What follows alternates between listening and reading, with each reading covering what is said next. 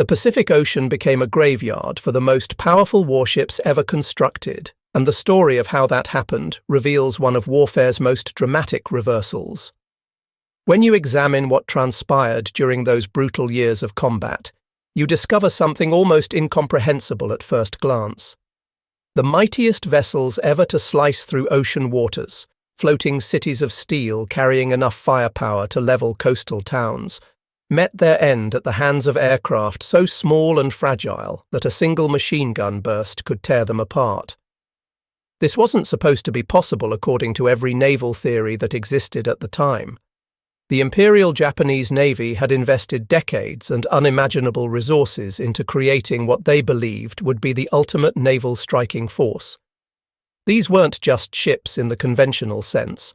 They were monuments to industrial capability, floating demonstrations of national power and instruments designed for one specific purpose: crushing the American Pacific Fleet in a climactic confrontation that would decide control of half the world's largest ocean.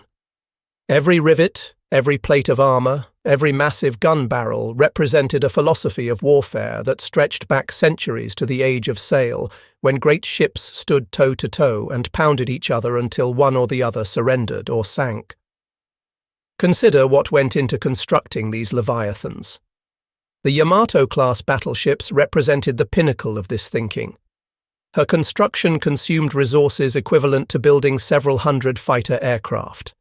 The armor belt protecting her vitals measured 16 inches of hardened steel in places, thick enough that you could park a small car inside the thickness of that protective barrier. The main battery consisted of 9 guns, each 18.1 inches in diameter, capable of hurling shells that weighed more than an automobile over distances approaching 25 miles. When these guns fired in full broadsides, the concussion could kill unprotected personnel standing on the deck, and the blast effect could be felt for miles across open water. The crews manning these giants numbered in the thousands. Over 2,500 men served aboard Yamato alone, a population larger than many Japanese villages. These sailors worked in conditions that ranged from cramped machinery spaces where temperatures exceeded 100 degrees to exposed gun positions where they faced whatever the enemy could throw at them. They maintained endless systems, from the massive reduction gears that translated turbine rotation into propeller thrust, to the complex fire control computers that calculated firing solutions, to the electrical generators that powered everything from lighting to ammunition hoists.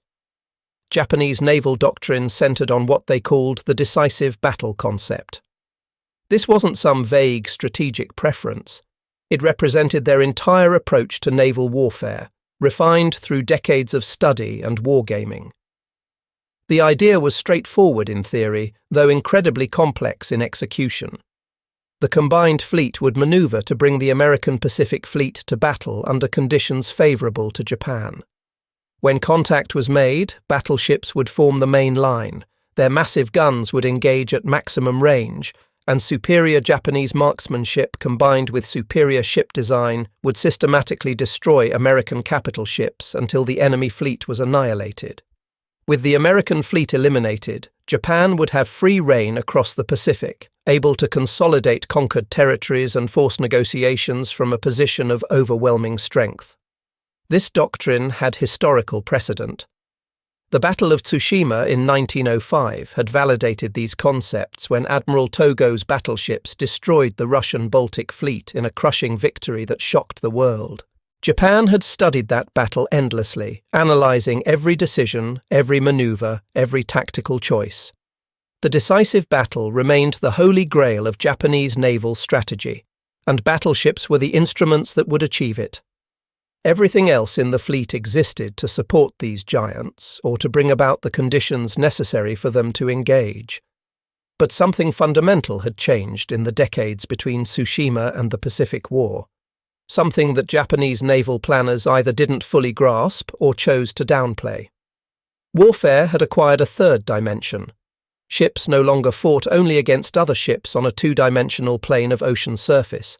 Now threats could come from above and below, from aircraft and submarines that operated in realms battleships couldn't effectively defend against or respond to. The very characteristics that made battleships powerful in surface combat became fatal vulnerabilities when facing aerial attack. Think about the limitations inherent in battleship design. These vessels were optimized for a specific kind of combat. Their armor concentrated on protecting against shells fired in relatively flat trajectories. The belt armor stood thickest along the waterline, where enemy shells would strike after crossing miles of ocean. Deck armor existed but was necessarily thinner because adding protection above meant adding weight high in the ship, which affected stability. The massive gun turrets could traverse and elevate to engage targets on the horizon, but they couldn't elevate high enough or traverse fast enough to track aircraft. The fire control systems that allowed these ships to compute firing solutions against distant surface targets were useless against fast-moving aerial targets approaching from variable angles and altitudes. Speed represented another critical limitation. Battleships could make 30 knots on a good day with calm seas and clean hulls.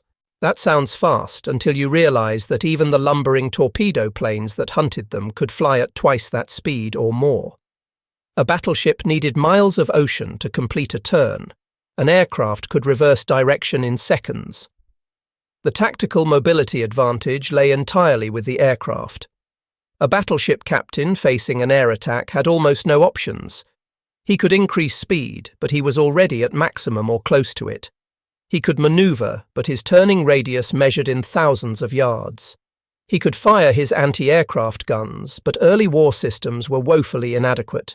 Mostly he could hope the combat air patrol intercepted attackers before they reached bombing or torpedo release points, and he could pray that any weapons released would miss. Now contrast that with what American naval aviation brought to the fight. The Douglas TBD Devastator that saw service in the war's early years was obsolete by any reasonable standard even when hostilities began. It was slow, with a maximum speed around 200 miles per hour. It was vulnerable, lacking armor protection and self-sealing fuel tanks. It carried a crew of 3 men crammed into an open or partially enclosed cockpit. The torpedo it carried, the Mark 13, was notoriously unreliable in early war versions, often running too deep, failing to explode, or simply running in circles. And yet this inadequate, obsolescent aircraft carried the means to cripple or kill the most powerful warships afloat. The weapon itself seems almost absurd when you consider the size disparity. A Mark 13 torpedo measured about 13 feet long and 22 inches in diameter. It weighed roughly 2,000 pounds, of which 500 pounds consisted of explosive material. Compare that to a battleship displacing 70,000 tons. The torpedo was a tiny fraction of the ship's mass, a needle against an elephant. But that needle was specifically designed to exploit the elephant's vulnerability. Unlike shells that had to penetrate armor, torpedoes exploded underwater against the ship's hull below the armor belt. The explosion created a bubble of gas that pushed outward with tremendous force, then collapsed inward, creating a vacuum effect. This hammer blow could rupture hull plates, tear open seams, and flood compartments that were never designed to contain the ocean. The damage model was different too. A shell hit, even from a large caliber gun, created localized damage. It might penetrate a turret, explode in a magazine, start fires, or kill crew members. But damage was generally confined to the area of impact and immediate surroundings. A torpedo hit was more insidious. Water flooding into breached compartments had to go somewhere. It flowed through passageways, down ladders, through cable runs and ventilation ducts. Damage control teams could shore up damaged areas and activate pumps, but pumps had limited capacity. If flooding exceeded pumping capability, the ship began to list as water accumulated on one side. That list made damage control harder because hatches no longer hung properly, pumps lost suction, and crew members struggled to move through passageways tilted at severe angles. Multiple torpedo hits created catastrophic conditions. Each new breach added more flooding. The list increased. Stability decreased. Eventually, the ship reached a point where recovery became impossible. Pumps couldn't keep up. Flooding spread to machinery spaces, killing power. Without power, pumps stopped working entirely. The list became so severe that the ship could no longer fight effectively. Guns couldn't train properly. Fire control systems failed. Communications broke down. At some point, the captain faced a terrible decision: order abandon ship while men could still escape, or stay aboard hoping to save the vessel until it was too late to save the crew. The Battle of Midway in early June 1942 demonstrated these dynamics with terrible clarity. Japan sent its most powerful striking force toward that small atoll. 4 fleet carriers escorted by battleships and cruisers, supported by submarines and land-based aircraft. The plan called for the carriers to neutralize Midway's defenses, after which invasion forces would seize the atoll. The Americans, they calculated, would have to respond, bringing their depleted carrier force within range, where Japanese battleships and aircraft could destroy it. The decisive battle would finally occur, and American naval power in the Pacific would cease to exist. What happened instead became one of history's most studied naval battles. American codebreakers had penetrated Japanese communications enough to understand that something big was planned against Midway. The Pacific Fleet, though badly outnumbered in every category of warship, prepared an ambush. 3 American carriers positioned themselves northeast of Midway, waiting for the Japanese force to approach. When contact was made, both sides launched strikes.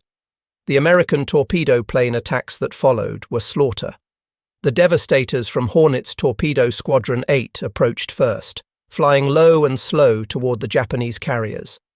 Japanese fighters, the famous Zeros, dove on them like hawks on pigeons. Anti-aircraft fire from the screening ships filled the sky with tracers and exploding shells. One by one, the devastators were shot down. Of 15 aircraft that began the attack run, all 15 were destroyed. 14 crew members died. 1 man survived, floating in the ocean for hours before rescue. Torpedo 8 achieved nothing in conventional terms. Not one torpedo hit. Not one Japanese ship was damaged. But their sacrifice, and the sacrifice of torpedo squadrons from Enterprise and Yorktown that followed them in, accomplished something crucial. The Japanese carriers had been preparing to launch their own strike against the American carriers. Aircraft sat on deck fueled and armed, ready for launch. But torpedo plane attacks forced the Japanese carriers to maneuver violently, spoiling any chance of launching. The carriers twisted and turned, maintaining maximum speed, while fighters remained at low altitude dealing with torpedo threats.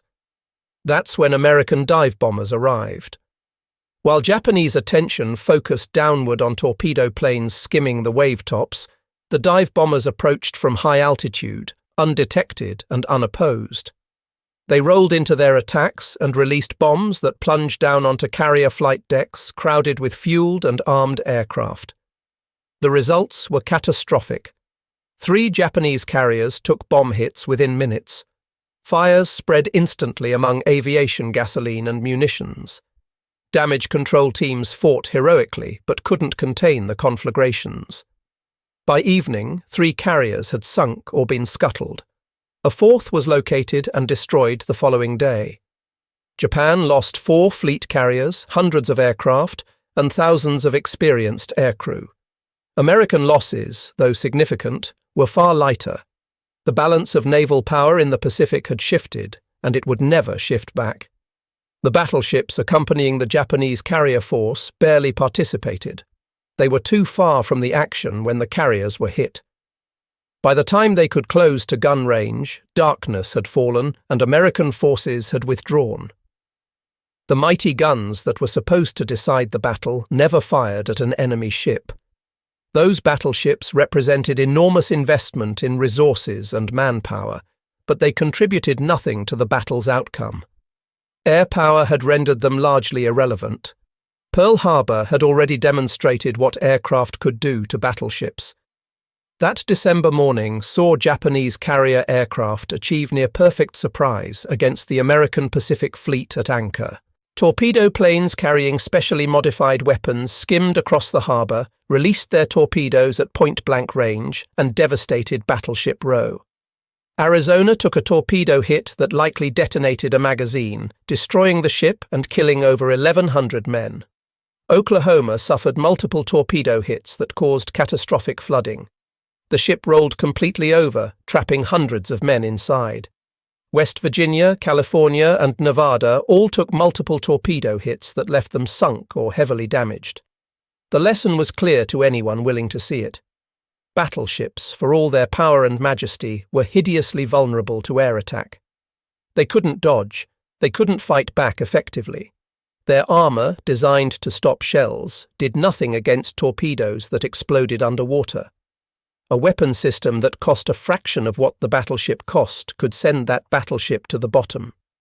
Yet Japan continued building and deploying battleships even as the war turned against them.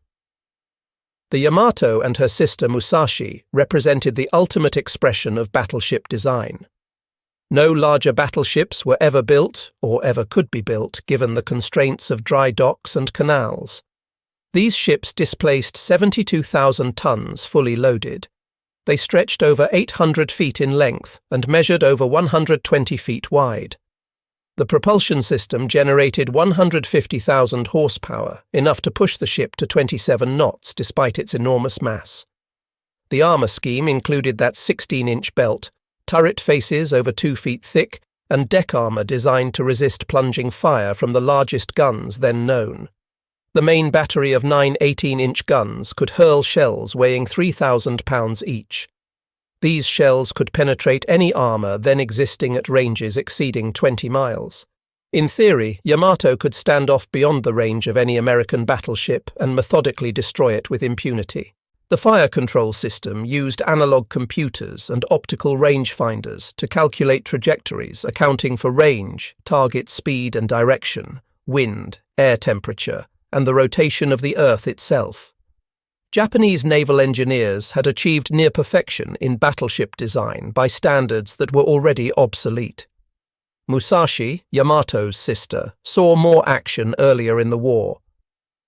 During the Battle of the Philippine Sea in June 1944, she formed part of the Japanese surface force attempting to engage American carriers. American submarines detected the force and fired torpedoes. Musashi maneuvered to avoid most of them, but her presence in the battle area accomplished nothing as American carrier aircraft decimated Japanese naval aviation before surface forces could make contact. The following October brought the Battle of Leyte Gulf, the largest naval battle in history, measured by numbers of ships and tonnage engaged. Japan committed virtually every operational warship remaining to them in a desperate attempt to destroy American amphibious forces landing on Leyte. The complex plan involved multiple task forces approaching from different directions to divide American attention and overwhelm defenses through sheer numbers and confusion.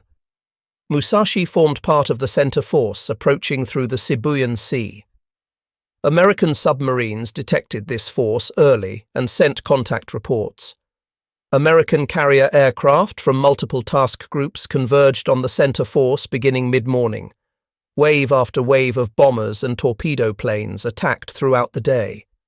Musashi became the primary target because intelligence indicated she was the most powerful ship present. The attacks continued for hours. Fighter cover proved inadequate. Anti-aircraft fire, though heavy, failed to stop determined attackers. Musashi absorbed punishment that would have sunk any other ship in the world. Bomb hits smashed through deck armor, starting fires and destroying gun positions. Torpedo hits ripped open the hull, flooding compartments and creating an increasing list. Damage control crews worked magnificently, shoring up bulkheads and managing flooding, but the hits kept coming. By late afternoon, Musashi had taken 19 torpedo hits and 17 bomb hits. The list exceeded 20 degrees. Forward compartments were completely flooded. The ship could barely maintain steerage. Speed had dropped to barely 10 knots. The captain ordered abandon ship around evening. Men climbed down ropes and jumped into the sea as the ship's list increased.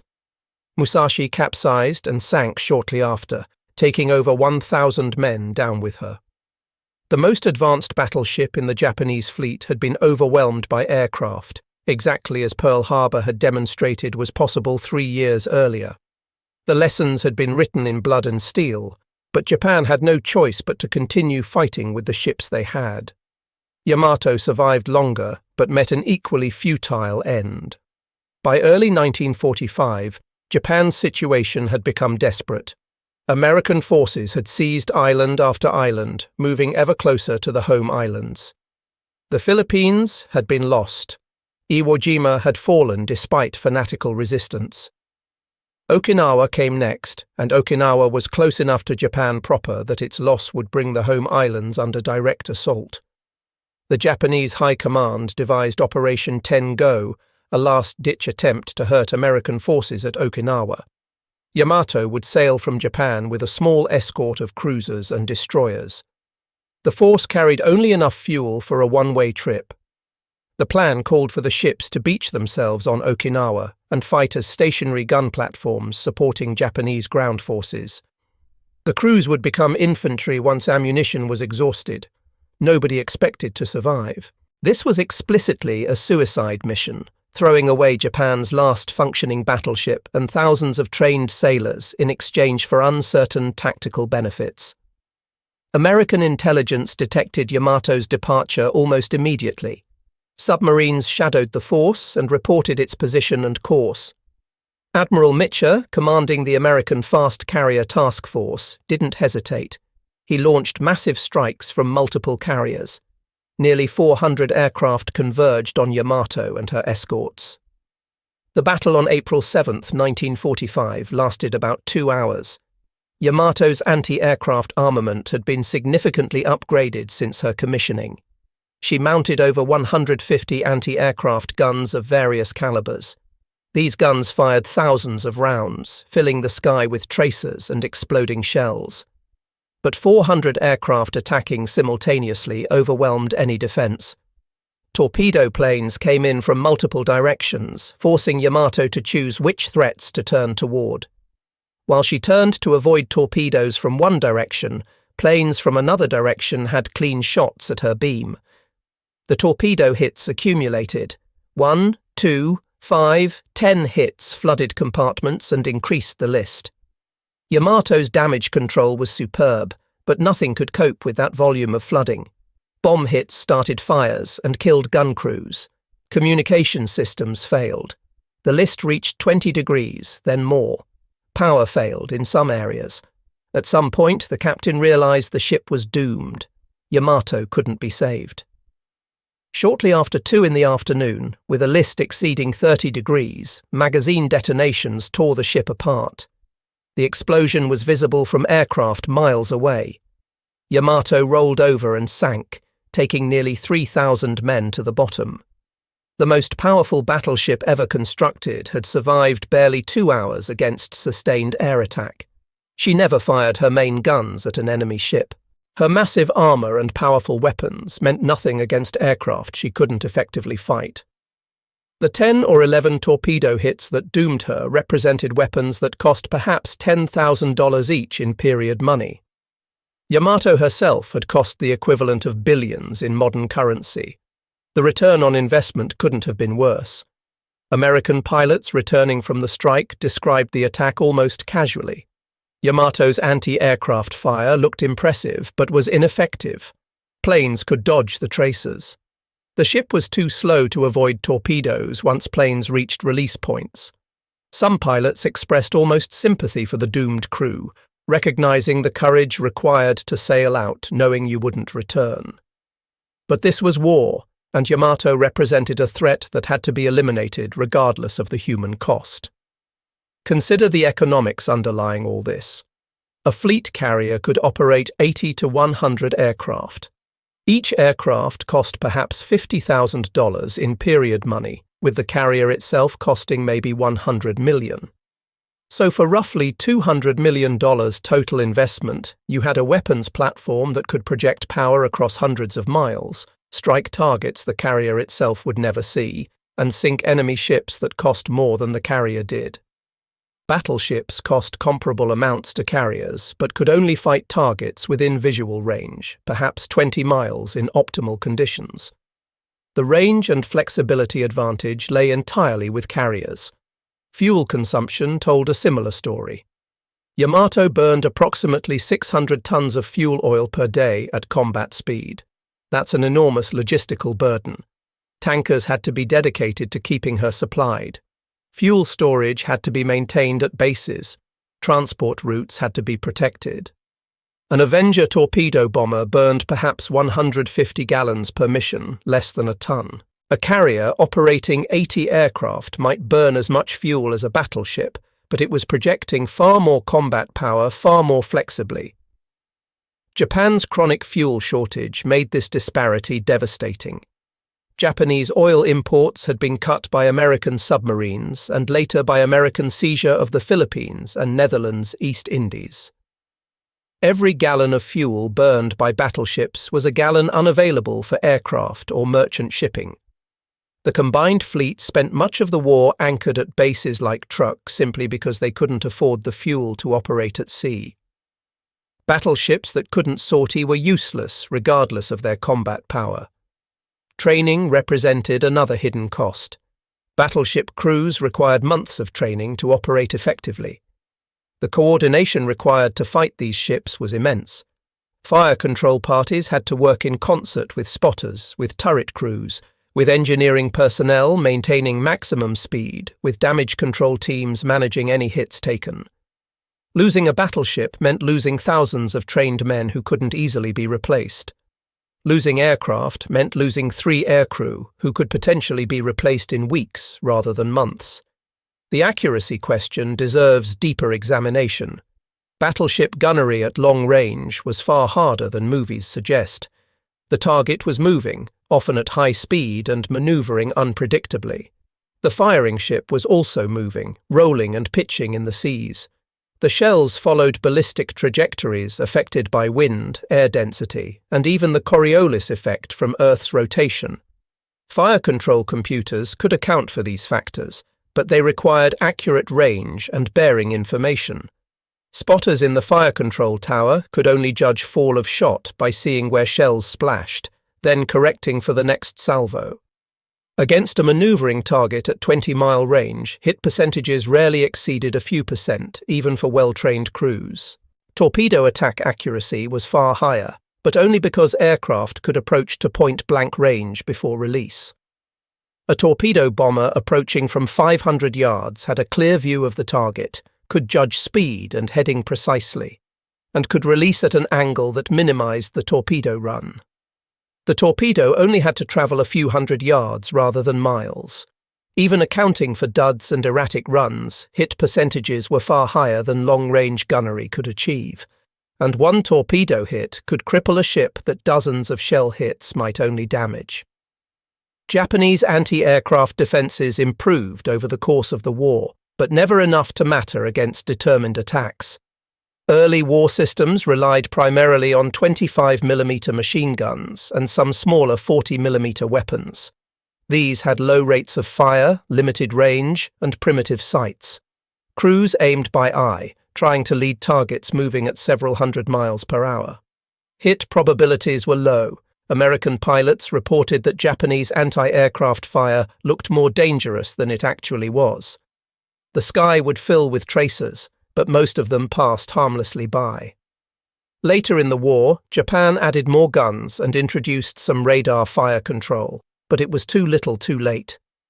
By 1944 and 45, American aircraft attacked in such numbers that even improved defenses couldn't cope. 100 guns might shoot down 5 or 10 aircraft, but 50 or 100 would get through. Those were more than enough to cripple or sink even the largest ships. The psychological impact shouldn't be underestimated either. Imagine being a sailor on a battleship under air attack. You're inside a steel box, unable to see what's happening outside. You hear the thunder of your own anti-aircraft guns firing constantly. You feel the ship heeling as it maneuvers desperately. Then comes the shock of a hit, the bone-shaking slam as a torpedo explodes against the hull or a bomb penetrates the deck. Lights flicker or go out, the deck tilts as flooding increases, orders blare from loudspeakers, often contradictory as the situation changes moment to moment. Damage control teams rush past carrying shoring timbers and emergency pumps. Wounded men are evacuated through passageways slick with oil and blood. And through it all, the attacks continue. Survivors of these battles described them as among the most terrifying experiences imaginable. The sense of helplessness was overwhelming. You couldn't fight back effectively. You couldn't escape. You could only stay at your post and hope the ship survived long enough for the attack to end. Many men died never seeing the sky, trapped below decks when ships capsized or sank. The Americans who flew these missions weren't immune to fear either. Approaching a Japanese battleship in a slow torpedo plane took courage bordering on fatalism. You had to fly straight and level for the final approach, maintaining perfect attack parameters while every gun on the ship fired at you. Zeros dove on you from above. Anti-aircraft fire traced orange paths through the air around you. Your aircraft was fragile, unarmored in critical areas, carrying enough high explosive to vaporize you if hit in the wrong place. Death could come any second from any direction. Many pilots wrote last letters before these missions. Survival rates were poor, especially early in the war, yet they kept flying, partly from duty and training, partly from knowledge that failure meant their shipmates and comrades would die when Japanese forces overwhelmed American positions. The torpedo attacks at Midway achieved nothing directly, but they enabled the dive bomber attacks that won the battle. The men of Torpedo 8 knew they probably wouldn't survive, but they flew their attack runs anyway. That kind of courage deserves recognition even across 8 decades. The evolution of aircraft over the war's course favoured attackers increasingly. The TBD Devastator gave way to the TBF Avenger, a far superior aircraft. The Avenger was faster, better armoured, carried more weapons, and could survive damage that would have destroyed a Devastator. Dive bombers improved too. The SBD Dauntless proved remarkably effective throughout the war, but the SB-2C Helldiver that supplemented it carried heavier bomb loads and had longer range. Fighter bombers like the F-6F Hellcat and F-4U Corsair could carry bombs or rockets while also providing fighter cover. American air groups became more capable with each passing year. Japanese defences couldn't keep pace. Fighters were diverted to defend the home islands against B-29 raids. Experienced pilots were killed faster than replacements could be trained. Fuel shortages limited training time for new pilots. By late war, Japanese naval aviation was a shadow of what it had been at war's beginning. The protective umbrella that should have covered surface forces barely existed. Ships sailed knowing they would face air attack without adequate fighter cover, and knowing that meant they probably wouldn't return. The cultural factor mattered too. Japanese military culture emphasized spirit and will over material considerations. The idea that superior Japanese morale and fighting spirit would overcome American material advantages was widespread. But spirit doesn't stop torpedoes. Will doesn't prevent flooding. When Yamato capsized and sank, taking thousands of brave men with her, their courage and determination meant nothing against simple physics. The ship had absorbed more damage than her buoyancy could tolerate. She sank because mathematics and engineering dictated she must, not because her crew lacked fighting spirit. American industrial capacity made the disparity worse. Japan built a handful of large carriers and battleships over the entire war. America built dozens. Essex-class carriers came off the slipways in assembly line fashion. Each one carried more aircraft than Japan could afford to lose in a month. By 1944, the American Fast Carrier Task Force operated with such overwhelming strength that Japanese commanders simply couldn't counter it. They might damage a carrier or two, but America would replace them faster than Japan could sink them. Meanwhile, every Japanese ship loss was permanent. Ships sunk at Midway or the Philippine Sea or Leyte Gulf could never be replaced. The submarine campaign against Japanese merchant shipping exacerbated everything. American submarines ranged throughout Japanese-controlled waters, sinking tankers, cargo ships, and transports. Raw materials couldn't reach Japan. Fuel couldn't reach forward bases. Reinforcements and supplies couldn't reach island garrisons. The Japanese economy gradually strangled, unable to sustain the war effort against American industrial might. Battleships sitting at anchor because fuel shortages prevented operations became expensive pier decorations, threats on paper, but strategically irrelevant. Intelligence work played a role too. American codebreakers provided warning of Japanese operations time after time. The Midway ambush succeeded because American commanders knew approximately where and when the Japanese would arrive. Yamato's final sortie was detected almost before she cleared port. Japanese commanders operated without operational security, never realizing that their most sensitive communications were being read almost in real time. That intelligence advantage was worth divisions in combat effectiveness. Tactics evolved as both sides learned from experience. American pilots developed coordinated attack profiles where torpedo planes, dive bombers, and fighters hit simultaneously from different directions. The Japanese had to choose which threat to defend against, and while they maneuvered to avoid torpedoes, bombs would hit from above. This coordination required practice and radio discipline and good training, but American naval aviation developed all those things. Japanese forces never developed effective counter-tactics because they never had the resources to do so. The targeting priority that made Musashi the primary target at the Sibuyan Sea battle reflected doctrine developed through hard experience. American doctrine called for neutralizing the most dangerous enemy units first. Battleships represented the biggest threat to American surface forces if they reached engagement range. Therefore, battleships were targeted first and hit hardest. Musashi absorbed strike after strike that might have been distributed among multiple ships because she was identified as the most powerful unit present. From a cold-blooded tactical perspective, it made sense to cripple or sink the most dangerous target, even if that meant other ships escaped with less damage. Weather played a role in some actions. Tropical storms could ground aircraft, giving Japanese surface forces temporary safety. But Japan couldn't control the weather, and clear days came far more often than storms. Planning operations around hope for bad weather was desperation, not strategy. More often, American forces simply waited for weather to clear, then launched strikes against targets that had no effective defense.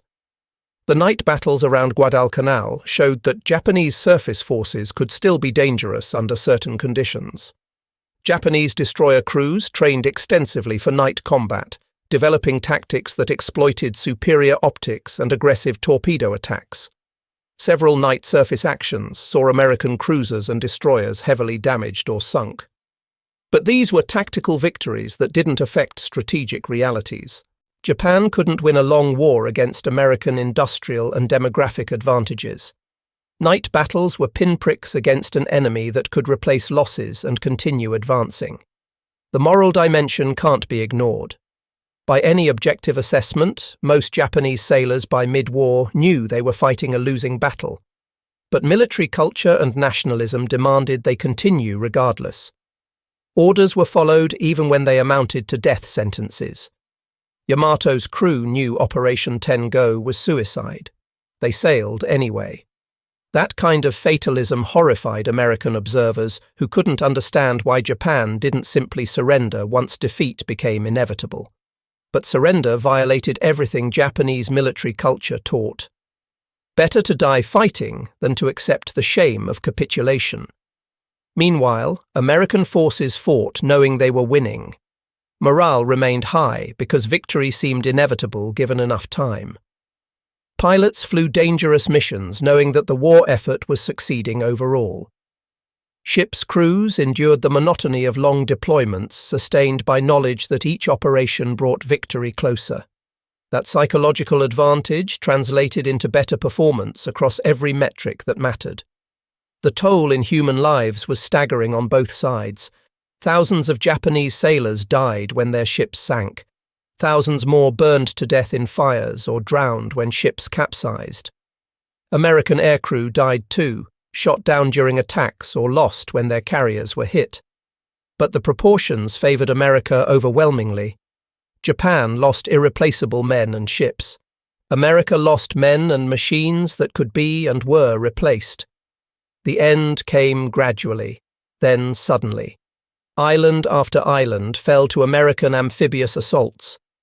The fleet that was supposed to contest these landings had been attrited to impotence. By spring 1945, Japan no longer possessed the naval force necessary to defend the home islands. Kamikaze attacks represented desperation, throwing away pilots and planes in suicide attacks that achieved little beyond forcing Americans to develop better defensive tactics.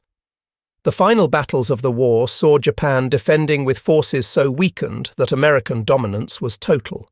When Japan surrendered in August 1945, the once mighty combined fleet had been reduced to a collection of damaged survivors hiding in ports. Most of the great battleships lay at the bottom of the Pacific. Yamato rested in hundreds of fathoms of water off Kyushu. Musashi sat on the bottom of the Sibuyan Sea. Fuso and Yamashiro had been annihilated at Surigao Strait in the last battleship versus battleship engagement in history. The surviving units, like Nagato, were damaged beyond combat effectiveness and would be expended as nuclear test targets after the war. The carrier revolution had been complete. Every navy in the world immediately recognized that battleships were obsolete. The future belonged to carriers and aircraft. The massive guns and thick armor that had seemed so impressive in 1941 were relics of a past age. New construction shifted entirely to carriers and supporting vessels. The era of the battleship was over, ended not by more powerful battleships, but by fragile aircraft that cost a fraction as much and proved devastatingly effective. Looking back across the decades, the story seems almost inevitable. But at the time, Japanese commanders thought they understood naval warfare. They had studied it for decades. They had observed Tsushima, where battleships had dominated. They had built ships incorporating every lesson learned. Their mistake was believing that past patterns would continue unchanged. They failed to grasp how thoroughly aviation had altered naval combat fundamentals. The American Navy, by contrast, adapted quickly. Pearl Harbor taught brutal lessons about battleship vulnerability. Coral Sea and Midway demonstrated carrier striking power. The sinking of Prince of Wales and Repulse off Malaya showed that even modern battleships with air cover could be destroyed by determined air attack. American doctrine shifted to embrace carriers as the primary striking arm, with battleships relegated to shore bombardment and anti-aircraft support roles. That flexibility and willingness to adapt gave America an enormous advantage. Technology continued evolving too. Radar improved constantly, giving ships better warning of incoming attacks. Proximity fuses made anti-aircraft fire far more deadly. Combat information centers improved coordination between ships and aircraft. American technological advantages grew over time, while Japanese technology stagnated due to resource constraints. By war's end, the gap had become a chasm. The strategic lesson remains relevant today. No weapons system is invulnerable. No tactical approach works forever. Success requires constant adaptation, learning from experience, and willingness to abandon cherished beliefs when evidence shows they're wrong. Japan clung to battleship doctrines years after those doctrines had been proven obsolete. That inflexibility cost them the war at sea and ultimately contributed to total defeat. The human stories embedded in this history deserve remembering too.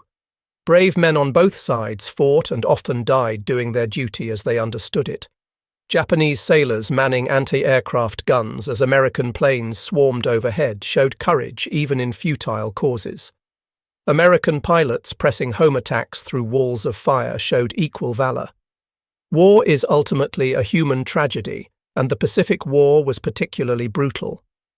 The sinking of these massive ships with their huge crews represented thousands of individual tragedies, families that would never see sons or husbands again, potential futures that ended in cold Pacific waters. So when we examine why fragile aircraft could destroy mighty battleships, the answer involves mathematics and engineering and tactics and strategy. But it also involves human factors, cultural attitudes, industrial capacity, intelligence work, and simple luck. The battleships weren't invincible because nothing is. The aircraft proved effective because they exploited vulnerabilities that battleship designs couldn't address. And ultimately, the side that adapted faster and produced more won the contest, as is almost always true in industrial warfare. The giants fell to mosquitoes because the mosquitoes attacked vulnerabilities the giants couldn't defend. That asymmetry, once established, proved decisive. No amount of armor or firepower could compensate for fundamental vulnerability to a threat the ships were never designed to counter. The age of the battleship ended not with some climactic final duel, but with ship after ship succumbing to swarms of aircraft that individually seemed insignificant but collectively were overwhelming. That's the brutal truth that Hollywood spectacles often miss, but that naval history records with stark clarity. Power alone means nothing without the ability to bring that power effectively to bear, and battleships increasingly lacked that ability as the war progressed. The result was inevitable once that became clear, however long it took for everyone involved to recognize it.